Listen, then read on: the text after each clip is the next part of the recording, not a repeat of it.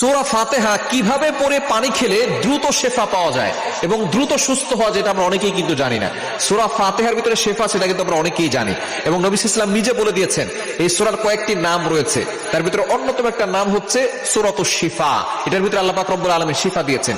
সূরাতুদ দুআ, এটা কিন্তু আমরা নামাজের ভিতরে পড়ি, এই সূরা ছাড়া কিন্তু নামাজ হয় না। এবং সূরা ফাতিহা পারে না এমন কোনো মুসলমান নাই, সকলে আমরা সূরা ফাতিহা পারি। আল্লাহ পাক রব্বুল আলামিন এই সূরার ভিতরে শিফা দিয়েছেন। এমনকি একটা ঘটনা রয়েছে, একদল সাহাবীরা তারা এলাকায় গিয়েছিল, তারা সেখানে খাবার পায় না, শেষ পর্যন্ত ওই এলাকার সর্দারকে সাপে কামড় দিয়েছে।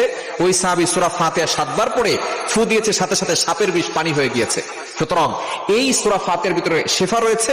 এটা যদি একই সাথে আপনি আমল করতে পারেন, অবশ্যই আপনি উপকার পাবেন। অনেকে আছেন জটিল ও কঠিন রোগে আক্রান্ত হয়ে পড়েছেন, কোনোভাবে আপনি শিফা পাচ্ছেন না, আপনি সূরা ফাতিহার আমল করবেন। আপনি সুন্দর করে ওযু করবেন, ওযু করে আপনি 3 বার দুরূদ শরীফ পড়বেন, দুরূদ ইব্রাহিম 3 বার পড়বেন, এরপরে আউযু বিল্লাহি বিসমিল্লাহ সহকারে